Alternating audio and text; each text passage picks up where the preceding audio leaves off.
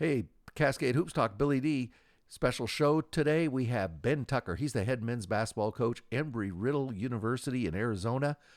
Buckle up. Cascade Hoops Talk starts right now. Cascade Hoops Talk, produced in the shadow of the beautiful Cascade Mountains and bringing the world NAIA basketball. One podcast at a time.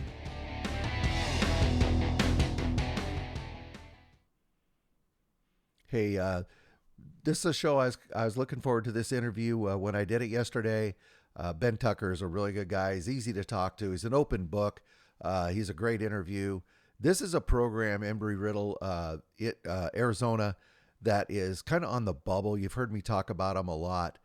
They've lost several games, I think 8. I might be wrong on that, but they're all good. They lost to Southeastern. They lost to LC State. They lost to Masters. They lost to Arizona Christian. You'll hear us talk about it on the show, but several times they've been right there and they haven't been able to close out games, and they're very young. And you know how that is with young teams. They get close, almost got these guys, almost, and they can't close out games. And then bam, all of a sudden they can close out games. And they got a big signature win against Hope the other day over the Saturday over the weekend. Of course, Hope they were at home. Hope was on the road, but still a big win. It was a signature win. It wasn't a fluke win. It was a 12-point win. And he's got a very young team. We talk about that extensively. I wanted to get him on the show to talk about where this young program is and a little bit about that hornet's nest they call the GSAC. Why don't you settle in, take a listen to Ben Tucker, head men's basketball coach, Embry-Riddle, Arizona. Cascade Hoops Talk, Billy D. Hey, I got Ben Tucker. He's the head coach at Embry-Riddle, Arizona, on the phone. Thanks, Ben, for being on the phone, being on the call at short notice today.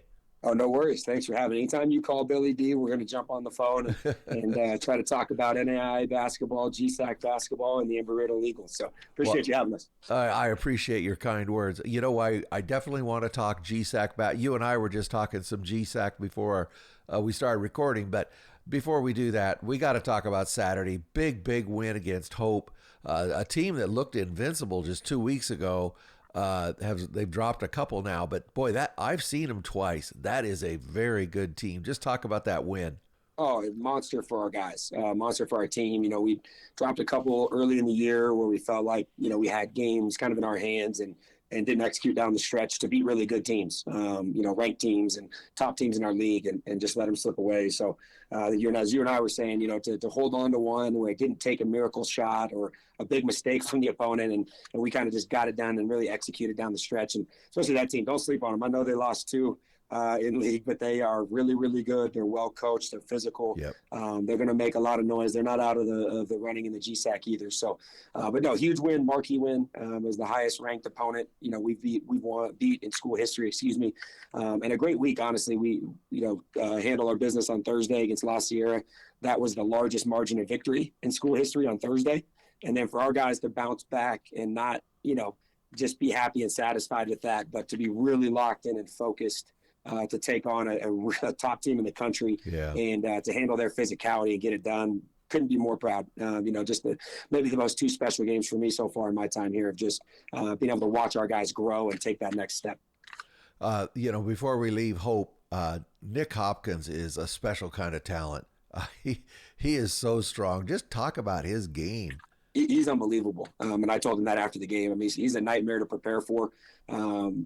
I don't know if you can stop him. It's right. Trying to figure out as a coach how you just contain him a little bit. He's so big, so strong and physical. But what he does so well is he has great body control. I think you see him maybe the first time or you watch him for a minute and you're like, man, this guy just runs people over. But he's so good at changing direction, whether it's, kind of that Euro step or spinning off contact. And so he plays very physical, rebounds it, can score it around the rim, but he can, for his size, he handles the ball. And the thing that stood out to me now, we've played him 3 times, is just that body control for how strong and physical he is. You just don't see guys that do that. And so, no, he gave us a lot of problems. I thought we did a good job. We forced 5 turnovers on him, but, I mean, he had 23 and I think 9 and 5 offensive rebounds. And so we tried to limit how often he got to the line because he can really where he really takes off is when he gets 14, 15 free throw attempts, which he can do. He's got nights where he's gotten 20 free throw attempts. And so we only put him on the line 8 times, which is more than we want, but it's for him, that's pretty darn good. Especially, he draws a lot of fouls. He's pretty smart. Yeah. Oh, he's unbelievable. Yeah. He's so poised with his physicality is the best way for me to say it. I mean, he's special, and they've got great players around him too. It's not like it's a one-man show. That's true. They're hard to prepare for, really hard. Well, let's talk about your team for a moment. You and I were talking again before, but you're very young. A lot of teams are young this year, so you're not in that column by yourself. But no. Your 3 top scorers are all sophomores, but they've just absolutely been producing for you. Noah Gift, Peter Dress, and then J.C. Candlin. Not only that, they're defending too, but they're all scoring about almost 15 points a game. Peter Dress is your leading rebounder at almost 8 a game. Just talk about your key guys. Yeah, I mean, those 3 stand out just from the standpoint. They're all sophomores.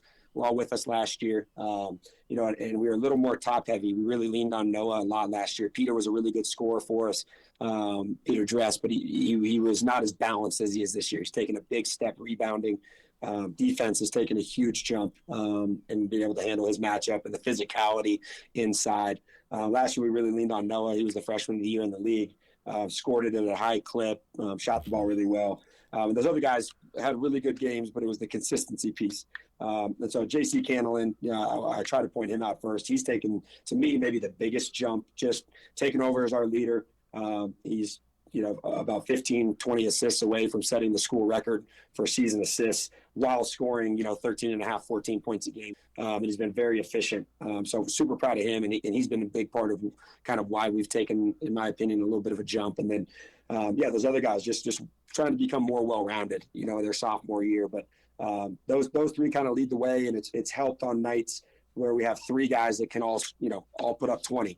So if one guy's off, last year we really needed everybody firing on all cylinders. And so to have a little more balance there has been huge. Matur Dahl has been a big transfer for us. We're giving us some true size on the inside, which you got to have in the GSAC. So an ability to have a shot blocker and somebody else that can go get 6-7 rebounds a night's been a big help as well. And I think our whole group's taking a step up. But those 3 sophomores, I mean, it starts and ends with them, at least on the offensive end. And as a team, our defense has finally turned the corner. Absolutely, yeah. We couldn't guard anyone the first maybe 8 to 10 games, and we won some, but we were winning in the 90s. 98, 91, 85, 80, and I think 3 out of our last 6 or 4 out of our last 6, we've held teams to 53. Last year, we held to 45. And I know 70 is not a super low number, but to hold hope to 70, especially without our starting center, I was very happy with that defensive effort as well. So that's been the big lift for us, is we're not relying on having to go get 90 every night on the offensive end. And so those guys getting a year older has just helped them hold up physically, and especially throughout the grind of the GSAC schedule. You and I talked about this just for a moment, but I look at your losses. I think you have 6 NAIA losses. Folks, you need to listen to this. You lost to Eastern Oregon. They're a very, very good team. LC State, at Southeastern. You lost to Arizona Christian. You lost to Benedictine Mesa, and you lost to Carroll and the Masters. I mean, all those are quad 1 losses. They're all quality losses. And you and I were talking about how you've been kind of sneaking up, getting closer and closer. This is kind of what you see with young teams, and it's really tough to get young teams over the hump where you're closing out big games. How important was that to get that marquee win against Masters, and your team not only win, but they really closed the game out well? You won by 12. Yeah, I think that's the big step. We had some confidence because 4 of those teams you mentioned before, we were either had a lead or were within 1 possession with 1 minute to go, and didn't get them done for whatever reason, all a little different, but had 4 chances to, force overtime, win a game, hold on to a lead, and didn't get it done. And it gives you some confidence that, hey, we can play with these teams, but you got to get that next step. And I think, like you said, that last part, and we had talked about it, it didn't take us hitting a half court shot or, them having, a missed free throw or a bad turnover. We had game pressure on us, and our guys stepped up and made shots. And when we did have a turnover or make a mistake, with a minute to go, our ability to get back and then get a stop. to recover, which has been a big thing for us. And I think it's being a young team is handling the adversity and not letting it linger for one more possession or one more game or practice, but also, we do something well, not let that hang over. And so, to see that our guys be able to finish and execute down the stretch, go make the plays to get it done, I hope it gives us a ton of confidence. And for us, the last week and a half to 2 weeks, we've just been dialed in every day. And, we try to, like everybody, talk about the process and be where your feet are, just one day at a time. And I think our guys truly did that for maybe the longest stretch we've done all year. And then, to get the results, I think hopefully that helps get a lot of buy-in to that message too, of just, okay, now today, let's lock in and how do we get better today? Whether it's film, weights, practice, just one day at a time, and the chips will fall where they may, but not look too far down the road. I think, one thing that got us maybe a little bit is for the first time for all these guys, there was some expectation coming into the year, whatever that may be, but there was a little more like, hey, what are you guys going to do? Are you going to take the next step? And so there's a little bit more pressure on everything you're doing, and you start worrying about, where's this team ranked that we're playing and that team. And it's like, we got to just focus on ourselves and how do we get better and how do we maximize our group and the guys around you. And so we did that the last couple of weeks, and then to see a result, hopefully continues to just hammer that message home of, just taking it one day at a time and be where your feet are. And I think we'll get there, but yeah, very, very proud of our guys to go get it done. And it was on them. We made some plays, we made some huge shots. They weren't going to go away. Hope kept firing back and making plays, and Hopkins, his unbelievable talent, and other guys have stepped up and made shots. And for our guys not to back down, they just came right back down and made a play every time. We never fractured or you couldn't even see guys get nervous. They just enjoyed playing in that moment, and that was a huge step for our team. If you're going to win games in the GSAC, you have to rebound the ball. You're out rebounding teams in conference play by almost 7 a game, and you have to take care of the ball. And you've got a really good assist-to-turnover record as a team. You're sharing the ball 16 assists a game, which is really good, and 11 turnovers, maybe 1 or 2 more than you want to see. But that assist-to-turnover ratio is really high. Those are indications that you're playing good basketball with a young team. Talk about the progression of this young group. Yeah, I'm going to play that audio clip for our team because it's like you're in our meetings. The 3 things we say every single day are defend, rebound, take care of the ball. Every single day. That's the big 3 for us, at all times. So, the rebounding thing, I mean, that's a huge source of pride for our program. I think we out rebounded La Sierra on Thursday by 25, which was a monster night for us. And then, we were down 8 on the glass at halftime against Hope, which they're a great rebounding team. Yeah, they are. And we're up 2, and it was one of those things we knew we were going to turn around, and we ended up losing the game by 2 on the glass, but we were +6 in the second half, and that's where we were able to separate. Won the second half by 10 points because we did a great job on the glass, and I think they only had 2 offensive rebounds in the second half.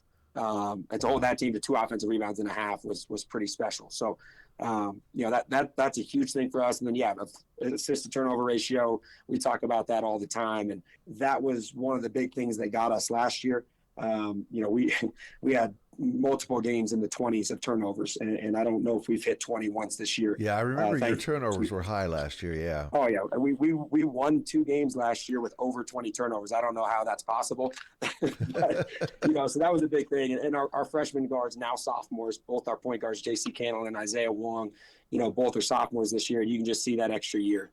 Isaiah came off the bench against Hope, played 15 minutes, had 4 assists, no turnovers. And he's just such a steadying factor. When you have 2 point guards that can really take care of the ball. They had 9 assists combined. That it's just huge. And so that's been a big thing that's really elevated us, is our ability to rebound better. Through our personnel changes this year, and then guys just developing and then taking care of the ball, has been a huge step. So, I'm sharing that though, because I say it every single day, and our guys, they believe it, but I think they get tired of me saying defend, rebound, take care of the ball. So you've seen a lot of ball. If you're saying it, it must be there. True. It's got to be true if Billy D said it. Yep, Coach, let's shift over. Let's talk about the GSAC for a moment. You got 3 ranked teams right now. Everybody, the Masters is a perennial power. Hope is. Arizona Christian is. And all of a sudden, out of nowhere, comes Benedictine Mesa.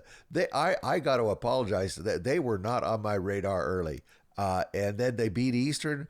I'll be honest. I thought, whoa, that's a bad loss for Eastern Oregon. And then when they beat Arizona Christian, everybody kind of woke up and said, okay, we've got to pay attention to this team.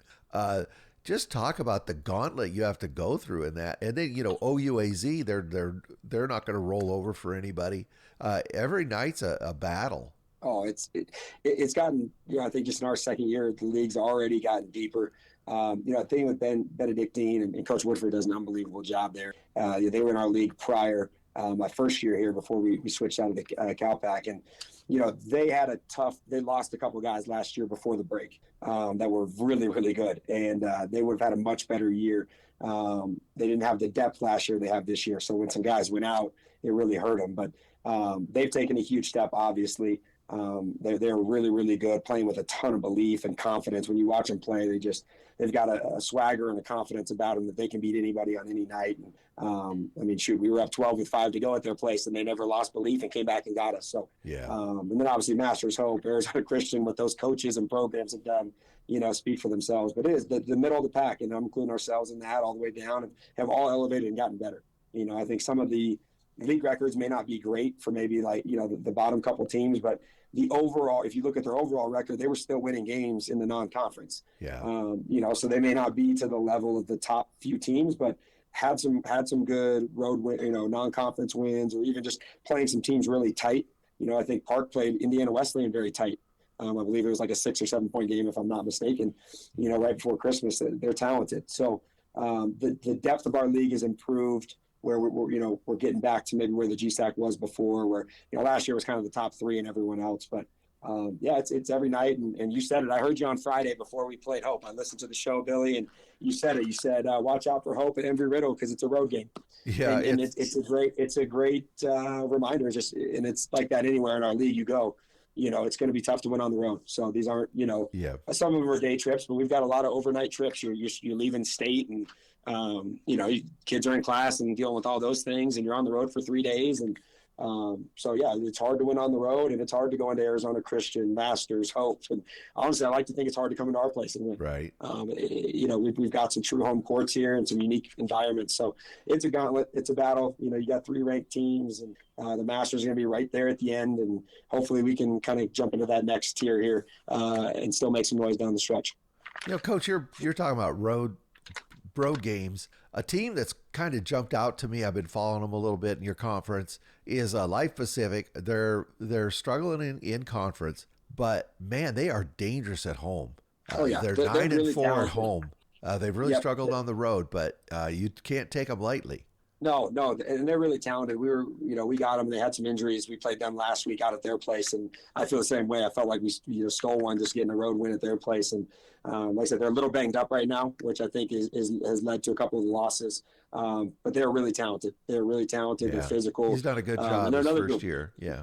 Yeah, he's doing a great job. No, he's doing a great job. He's building the culture. And another one, you watch them on film, they're always playing hard. Even if they're down, they're always giving effort. They're trying to defend. And, it's always tough. You come into a league, and I know he knows the league a little bit, Coach does, from his time at Masters, but, it changes, and you're trying to learn the new teams and what do I need to be successful. And then, like I said, they've had some big injuries. Some guys that have been out for the year, a couple guys that are banged up right now that have missed the last few games. And they're going to get a couple. They're going to get a couple. I guarantee that. They're going to get 1 or 2 wins over that kind of top group of 4. They'll find a way, especially, like you said, it's tough at their place. Okay, you mentioned the top group of 4. In the GSAC, 4 teams make the playoffs. Right now, you're 1 game out of the top 4. So I know you've won three in a row, I think, right now, if I remember right. What do you got to do to get into that top 4 and inch up, get yourself a good get in the playoffs and get yourself a good playoff spot? Yeah, I mean, it's truly what we talked about before, of just one day at a time, really our process. How do we get better? Because you can't control who's going to win and who's going to lose ahead of you. And right. It's a waste of time to start rooting for teams and figuring out who's going to have to lose to beat it. That's exhausting, and that's something you can't control. So for us, it's really trying to stay patient and stay in that, hey, how do we get better watching film and lifting weights today? And how do we have a better practice tomorrow? And hopefully have some confidence, like we're playing well. We were in this exact same position last year. We went 3-4 our first round through league, and we were a game or 2 games back of that 4th spot. And we went 5-2 our second rotation in league, and had to beat Life Pacific on the road last game of conference to make the conference tournament. So the nice part is some guys have been through it. And I think that was our message last year was, hey, just worry about us. Just can we win tonight? Can we win tonight? and it worked out. So hopefully our guys haven't been through that, especially our main core of all have gone through the league now and have gone through the league at basically another cycle. Saturday will be our finish the first cycle through league. Yeah, we just got to handle our business, worry about us, because, like I said, teams are going to drop games. They all still have to play each other, but you can't start worrying about which team you got to catch and which team's going to do this and that. We got to handle our business and then see what else happens around us and live with the results. Nope, absolutely. I agree 100%. Well, Coach, I really appreciate you giving us some time this morning. Really enjoy the conversation. I want to wish you luck as the season moves forward here. We're really getting into crunch time, aren't we?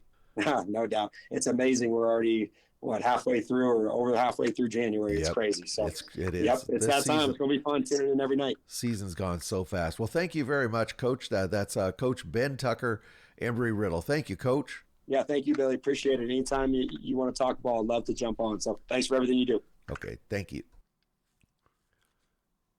Hey, I want to thank Ben Tucker for being on. Also want to thank Embry-Riddle. Enjoy talking to him every time. As he said, that GSAC's a tough race, but man, every race in the country, there's some conferences where the leader is kind of running away, a little bit like Pikeville is in the A Appalachian Conference. Morningside is in the GPAC. But even those conferences, there's 6-7 teams tied for second. The Crossroads is loaded up at the top. The Cascade has 4 teams tied for first, with College of Idaho 1 game back. They'll be right in the mix of it. So there's basically 5 teams there battling for first place halfway through the conference. It's a great, it's just amazing season, a different type of season.